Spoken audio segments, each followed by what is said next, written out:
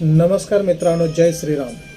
आज आपण या ठिकाणी राम मंदिराविषयी बोलणार आहोत की 22 जानेवारी 2022 या कालच्या दिवशी हे सुंदर असं मंदिर आपल्याला या ठिकाणी आपल्यासाठी खुलं झालेलं आहे। याची प्राणप्रतिष्ठा झालेली आहे। भगवंताचं आगमन या मंदिरामध्ये झालेलं आहे। पण हे इतकं सहज झालं का? याच्या मागे काय परिश्रम लागले असतील, काय किती लोकांना काय करावं लागलं असेल, याचा अनुभव आपल्याला काहीच नाही, आपल्याला माहिती याची काहीच नाही। आपल्याला फक्त मोदीजींनी राम मंदिर बनवलं, खूप चांगलं झालं असं आपल्याला वाटतंय, पण याच्या मागे कितीतरी लोकांनी आपल्या जीवाचं बलिदान दिलं, कितीतरी वर्ष हा संघर्ष चालू राहिला। जवळपास जर आपण मोजायचं झालं तर 492 वर्षापासून हा संघर्ष चालू होता म्हणायला काही हरकत नाही। सुरुवातीला 1528 साली या ठिकाणी बाबर जेव्हा शासनकर्ते होते त्यावेळेस हे मंदिर पाडण्यात आलं। हे मंदिर खूप जुनं होतं। 5व्या शतकामध्ये जवळपास जयसिंग राजा म्हणून जे होते, तर या ठिकाणी विक्रमादित्य राजापासून ते जयसिंग राजापर्यंत या कालखंडामध्ये अनेक प्रयत्न करण्यात आले या मंदिराला वाचवण्याचे, परंतु शेवटी या ठिकाणी हे मंदिर पाडण्यात आलं। आणि हे मंदिर 1528 साली पाडण्यात आलं। 1528 साली मंदिर पाडल्यानंतर त्यानंतर या ठिकाणी मस्जिद उभं राहण्याची प्रोसेस चालू होती, प्रक्रिया चालू होती, परंतु या ठिकाणी मस्जिद काही उभी राहिली नाही। परंतु एक 150 ते 190 वर्षाचा कालखंड गेल्यानंतर या ठिकाणी मस्जिद उभी राहिली।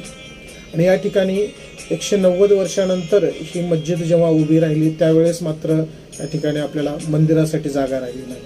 परंतु त्यावेळेस राजा जयसिंगाने या ठिकाणी मस्जिदीच्या बाजूलाच या ठिकाणी एक चबुतरा, एक ओटा ज्याला आपण म्हणू, तर तिथं एक त्या ओट्यावरतीच प्रभू रामचंद्राचे या ठिकाणी विग्रह ठेवण्यात आले आणि तिथंच या ठिकाणी भगवंताची पूजा सुरू झाली। आणि तेव्हापासून काही बरेच कालखंड ही तिथेच पूजा चालू होती। आणि या ठिकाणी 1838 साली या ठिकाणी त्या ठिकाणी इंग्रजाच्या कालखंडामध्ये म्हणायला काही हरकत नाही, इंग्रजाच्या कालखंडामध्ये त्या ठिकाणी पाहण्यात आलं की मस्जिद या ठिकाणी कशी उभारली, हे खरोखरच इथे या ठिकाणी आधी मंदिर होतं का याच्याविषयी पाहण्यात आलं। तर त्या ठिकाणी जे मस्जिदीचे जे पिल्लर होते, तर त्या ठिकाणी ते पिल्लर पाहण्यात आले, तर ते मंदिर पाडून ही मस्जिद निर्माण केलेली आहे असं इंग्रजांच्या काही अधिकाऱ्यांना ते दिसलं। आणि या ठिकाणी तेव्हापासून मग हे मंदिराचाच भाग आहे, हे मंदिरच होतं असं जवळपास सिद्ध झालं। परंतु मुस्लिम कार्यकर्त्यांनी या ठिकाणी, मुस्लिम लोकांनी त्या ठिकाणी मस्जिद असल्या कारणानं त्या ठिकाणी आपल्याला हिंदूंना काहीच करता आलं नाही आणि त्या ठिकाणी आपली ही पूजा चालूच राहिली आणि नमाज वगैरे जे मुस्लिम परंपरेनुसार जेही होतं तेही या ठिकाणी चालू राहिलं। पण यावेळेस त्या ठिकाणी मस्जिदीमध्ये मात्र हिंदूंना प्रवेश नव्हता। त्याच्यानंतर मग बराच काळ पुढे ढकलला गेला। 1953 साली या ठिकाणी या जातीय दंगली झाल्या किंवा जवळपास हिंसा झाली म्हणायला काही हरकत नाही। अनेक लोकांना या ठिकाणी याचा त्रास झाला, सांप्रदायिक हिंसा या ठिकाणी घडली। त्यानंतर 1855 साली या ठिकाणी याच प्रकारे त्या ठिकाणी वादविवादातून दोघांनाही या ठिकाणी पूजा करण्याचा अधिकार देण्यात आला। मध्ये काही काळापुरतं या ठिकाणी नमाज आणि हे काही वेळापुरतं बंद होतं, पूजापाठ वगैरे बंद होतं, पण 1955 साली ते पुन्हा सुरू झालं। आणि पुन्हा 30-35 वर्ष हे असंच सुरू असताना 1885 साली या ठिकाणी जवळपास म्हणजे हे मंदिर आणि कोर्ट यांचा विषय हा कोर्टामध्ये गेला। आणि कोर्टाने या ठिकाणी कोर्टामध्ये हा विचार गेल्यानंतर, केस गेल्यानंतर त्या ठिकाणी काही हिंदू सामाजिक कार्यकर्त्यांनी या ठिकाणी जो ओटा होता जिथं प्रभू रामचंद्राची पूजा होत होती त्या ठिकाणी आम्हाला म्हणजे प्रभू रामचंद्राच्या विग्रहावरती छत्री लावण्याची परमिशन मागितली, पण कोर्टाने या ठिकाणी ती फेटाळून लावली आणि त्या ठिकाणी आपल्याला परमिशन मिळाली नाही। हे पुन्हा अजून काही कालखंड पुढे गेल्यानंतर 1934 मध्ये पुन्हा या ठिकाणी काही दंगली झाल्या, हिंसा झाली आणि त्यावेळे या ठिकाणी मस्जिदचा काही भाग पाडण्यात आला. मस्जिदीचा काही भाग पाडण्यात आल्यानंतर त्या ठिकाणी त्या मुस्लिम लोकांनी पुन्हा तो भाग पुन्हा उभा केला आणि ती भिंत बांधण्यात आली आणि मस्जिद पुन्हा सुरू झाली. आणि काही कालानंतर मग काही वेळापुरती मस्जिदही बंद राहिली, पुन्हा आपले पूजापाठही बंद झालं. नंतर 1947 साली जवळपास या ठिकाणी आपला देश स्वतंत्र झाला आणि या कालखंडामध्ये आपल्याला मंदिर पुन्हा तयार होईल अशी अपेक्षा होती, पण तसं काही झालं नाही. पण एक 2 वर्षाचा काल पुढे गेल्यानंतर एक चमत्कारिक प्रकार असा घडला की या ठिकाणी मंदिराच्या मस्जिदमधून या ठिकाणी घंटेचा आवाज बाहेर ऐकू येऊ लागला आणि त्या ठिकाणी प्रभू रामरायाची मूर्ती या ठिकाणी तिथं स्वतः होऊन या ठिकाणी प्रकट झाली असं आपल्या काही हिंदू लोकांनी सांगितलं किंवा असं हिंदू लोकांचं म्हणणं होतं. पण त्या ठिकाणी त्या मुस्लिम लोकांनी ते फेटाळून लावलं आणि सांगितलं की काही लोकांनी रात्री आणून या मूर्त्या ठेवल्यात वगैरे वगैरे.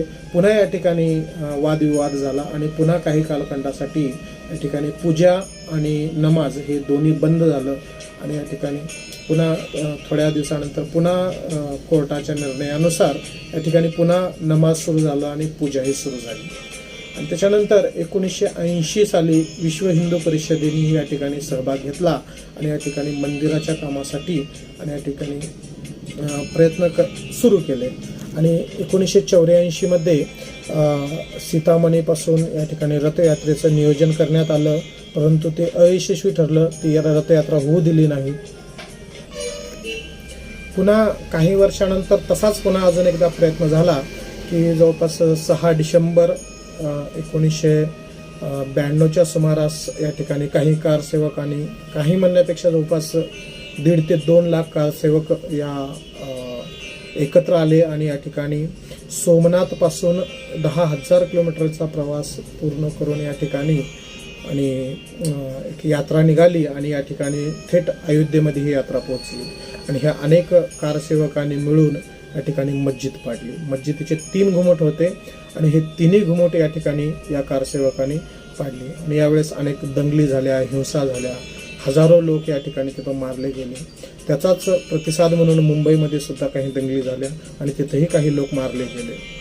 त्याच्यानंतर मग काही कालखंडामध्ये पुढे काही वर्षानंतर या ठिकाणी पुन्हा BJPच्या सरकारमध्ये या ठिकाणी मग दोन्हीवरती समान अधिकार आहे असं ठरवण्यात आलं. मुस्लिम आणि हिंदू या दोघांना समान जागा देण्याचं या ठिकाणी या सरकारमध्ये ठरवण्यात आलं. परंतु हे हिंदू पक्षाला हे मान्य नव्हतं, मुस्लिम पक्षाला हे मान्य नसल्या कारणानं तो निर्णय तसाच पुन्हा पेंडिंग राहिला. मग त्यानंतर 2011च्या सुमारास या ठिकाणी हीच केस या ठिकाणी सुप्रीम कोर्टामध्ये गेली आणि सुप्रीम कोर्टामध्ये जेव्हा ही केस गेली त्यावेळेस या ठिकाणी जवळपास 7 ते 8 वर्ष त्यांना लागला याच्यावरती अभ्यास करण्यासाठी म्हणा किंवा तो कालखंड गेला. आणि जवळपास 2019च्या सुमारास या ठिकाणी सुप्रीम कोर्टाने जे हे दस्त होते, जे हे डॉक्युमेंट्स होते, हे सर्व डॉक्युमेंट्स हे हिंदीमध्ये होते, ते हिंदी डॉक्युमेंट्स इंग्रजीमध्ये ट्रान्सलेट करण्याचे आदेश दिले. आणि ते डॉक्युमेंट जेव्हा इंग्लिशमध्ये ट्रान्सलेट झाले त्यावेळेस सुप्रीम कोर्टाने त्याच्यावरती अभ्यास केला आणि हा निर्णय आपल्यासमोर आला 2019 मध्ये. आणि 2019 मध्ये 9 नोव्हेंबर रोजी कोर्टाचा निर्णय आला की या ठिकाणी ही संपूर्ण भूमी हे राम जन्मभूमी आहे, अयोध्या नगरी हे प्रभू रामचंद्राची आहे असा निर्णय आल्यानंतर या ठिकाणी लागेच तात्काळ त्या ठिकाणी 5 फेब्रुवारी 2020 रोजी या ठिकाणी कामाला सुरुवात झाली आणि मंदिर निर्मितीचं काम सुरू झालं. आणि काल 22 जानेवारी 2022 रोजी या ठिकाणी मंदिरामध्ये प्राणप्रतिष्ठापना झाली. प्रधानमंत्री मोदीजींच्या हस्ते या ठिकाणी प्राणप्रतिष्ठापना झाली. आणि या वेळामध्ये जो हा मोठा कालखंड गेला हा जवळपास 492 ते 494 वर्षाचा कालखंड होता. हा याच्यामध्ये अनेक आपल्या पिढ्या गेल्या. हे असे अनेक प्रयत्न करण्यात आले जवळपास 18व्या शतकामध्ये किंवा त्याच्या आधी 16व्या शतकामध्ये वगैरे पण हे प्रयत्न करण्यात आले. पण हे आपलं अहोभाग्य आपण समजूयात की या आपल्या याची डोळा आपल्याला हे पाहावयास मिळालं की प्रभू रामचंद्र आपल्या अयोध्या नगरीमध्ये परत आले. आणि अयोध्या नगरीमध्ये आज थाटानी माटानी आज आपल्या सर्वांना दर्शन देण्यासाठी प्रभू रामचंद्र हे सज्ज आहेत. तर खूप खूप धन्यवाद. आपण या ठिकाणी हा व्हिडिओ पूर्ण पाहिलात त्याबद्दल आपलं पुन्हा एकदा मी या ठिकाणी धन्यवाद करतो. आणि आपणही या ठिकाणी भक्ती मार्गामध्ये या ठिकाणी प्रभू रामचंद्राची भक्ती असेल किंवा भगवान शिवशंकराची भक्ती असतील, भगवान श्री कृष्णांची भक्ती असेल, भक्ती मार्गामध्ये असताना निष्काम सेवा या ठिकाणी आपण करण्याचा प्रयत्न केला पाहिजे. जसे अनेकांनी केला आणि या ठिकाणी याचंच श्रेय म्हणून, सत्य म्हणून या ठिकाणी आपल्याला हा मोठा निर्णय झाला आणि त्या निर्णयाचा रिझल्ट म्हणून आपल्यासमोर आज हे राम मंदिर आहे. याच्यावरती अनेक लोकांनी याला नावही ठेवले, अनेक लोकांनी याला विरोधही केला, पण या ठिकाणी सर्वाला सामोरे जात या ठिकाणी प्रभू रामचंद्रांचं हे मंदिर आपल्यासमोर सज्ज झालं. आणि या ठिकाणी आपण या ठिकाणी कधीही आता अयोध्यापुरीमध्ये जाऊन, अयोध्या नगरीमध्ये जाऊन या ठिकाणी भगवंताचं दर्शन घेऊ शकतो. याचा अधिकार आपल्याला याच्या आधी कधीही होता, पण या ठिकाणी ते भव्यता, जी दिव्यता आहे, जे भगवान श्रीराम हे अयोध्येचे राजा होते, ज्यांनी या ठिकाणी अनेक राजांना परास्त करून या ठिकाणी धर्माची स्थापना केली. वालीसारख्या राजाला मारून या ठिकाणी सुग्रीवाला राज्य दिलं. रावणासारख्या मोठ्या बलाढ्य, बलशाली, मोठ्या श्रीमंत व्यक्तीला या ठिकाणी मारून बिभीषणाला राज्य दिलं. परंतु या ठिकाणी कधीही आपला स्वार्थ ठेवला नाही. स्वतःचाच या ठिकाणी मालमत्ता, स्वतःचेच या ठिकाणी राज्य त्यागून त्या भगवंतांनी आणि या ठिकाणी भरताला राज्य सोपवून ते वनवासाला गेले होते. म्हणजे अशा या सत्यवादी राजाचं या ठिकाणी मंदिर झालं. राजा म्हणण्यापेक्षा या ठिकाणी ते भगवंत होते, ते भगवंत आहेत आणि ते भगवंत राहणार आहेत. परंतु ते एक अयोध्यापुरीचे राजा होते आणि त्यांचं ते राजवैभव होतं. ते राजवैभव या ठिकाणी भगवंताला आज प्राप्त झालं आणि या ठिकाणी भगवंताने स्वतःच ते प्राप्त करून घेतलं, असं आपल्याला म्हणायला काही वावगं ठरणार नाही. आणि खूप खूप धन्यवाद. आपण हा व्हिडिओ पाहिलात आणि असेच व्हिडिओ या ठिकाणी आपण पाहत राहा. या चॅनलला सबस्क्राईब करा आणि या ठिकाणी लाईक करा. खूप खूप धन्यवाद.